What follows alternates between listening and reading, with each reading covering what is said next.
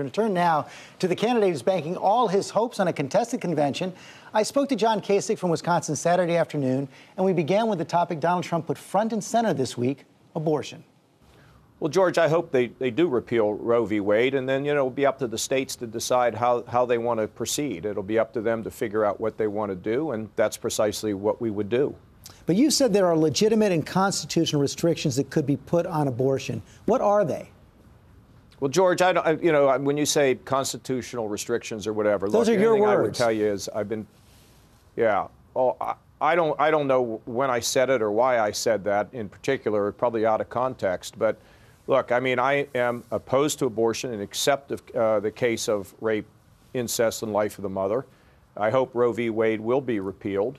And then it will be turned to the states, and the states will have to figure out exactly what the restrictions ought to be. Period. End of story. So, but if you believe that abortion is taking of an innocent life, how would you enforce a ban on that activity? Well, that'll be up to the states to figure out what they want to do. And, obviously, when we have seen these comments that have come out earlier this week, it's the first time I've seen the pro-life and the pro-choice people come together to say, that we'll have to basically work this out, and trying to punish a woman would not be the appropriate way to behave. And I think it's going to take people in a reasonable way working through it. But why isn't it appropriate? If you believe that abortion is the taking of innocent life, why shouldn't a woman who makes the choice to take that life face some kind of punishment or sanction? Because I think it's difficult on her to begin with. That's the way I feel about it, George, and that's the end of it. Even if it follows that a woman is there making the choice to take a life. Look, I've said what I have. I've said what I have to say about the subject, George. You know how I have behaved both as a legislator and as a governor, and I would like to have those exceptions. I would like to leave it to those exceptions, and it'll be up to the states to decide how they want to handle this. Do you believe doctors who perform abortion should be punished?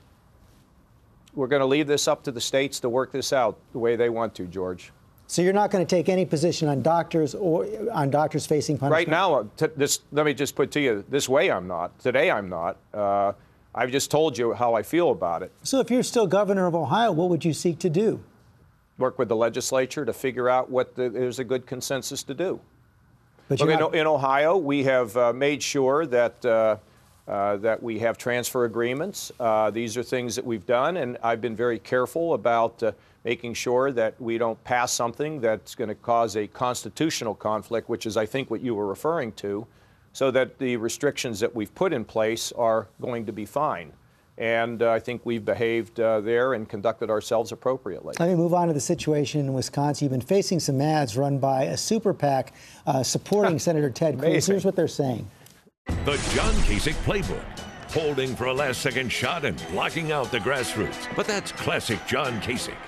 Millionaires working side by side with George Soros are bankrolling his super PAC, while Kasich votes against the Second Amendment and expanded Obamacare in Ohio, costing taxpayers billions. What do you make of that? I think it's funny. Look, George, you know politics. You've been in it. You're a very smart strategist. It's what you put up with in a campaign. And, of course, it distorts virtually everything. And, in fact, the Wall Street Journal, in an editorial the other day, said it was actually a smear. But, look, I've spoken out. I've said what I want to say. But, frankly, I'm interested in talking about my record of job growth, of creating security for people in the workplace, getting better wages, and making sure our kids have a better future and a better tomorrow.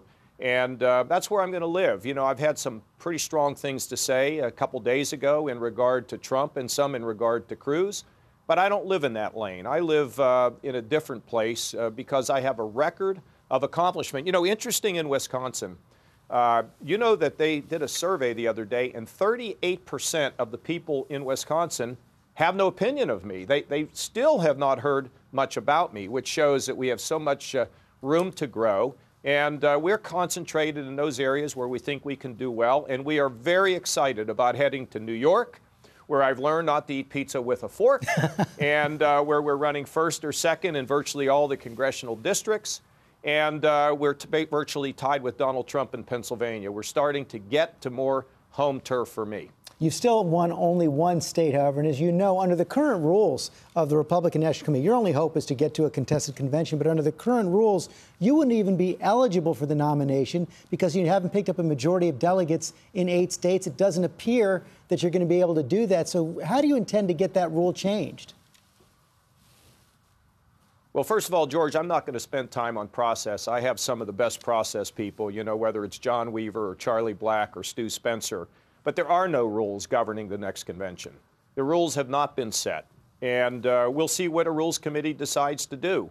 But I expect that we're going to be gaining momentum, picking up delegates, and heading into the convention. And, George, look, there's 2 strong things I have going for me. Number one, I beat Hillary Clinton in virtually every poll. I'm the only one that does it on the Republican side.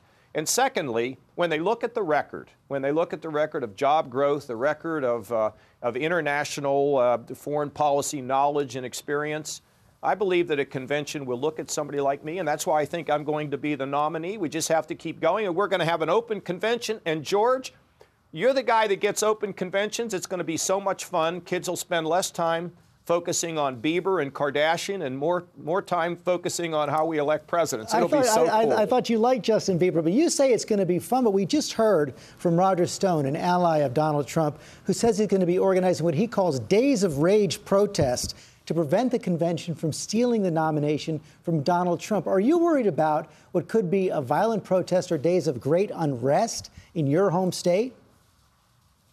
Well, George, look, we prepare for all occasions, but let me also tell you, I went to a convention in 1976 as a young man and actually worked directly with Governor Reagan at the time.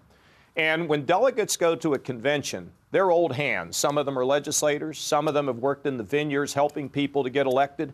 And when they go into the convention, something magical happens to them.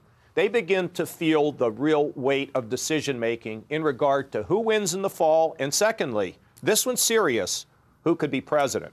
Because they begin to realize that they are going to be held accountable, and they are responsible for making sure we pick somebody who can be commander-in-chief, leader of the free world, and can beat Hillary Clinton in the fall. And I'm the only one that consistently does it. I think we're hearing the pitch you're going to make at the convention. If you get there, Governor Kasich, thanks for joining us this morning. I'm going to get there, George. We'll go together. And I'll be running and you'll be reporting. We'll be there.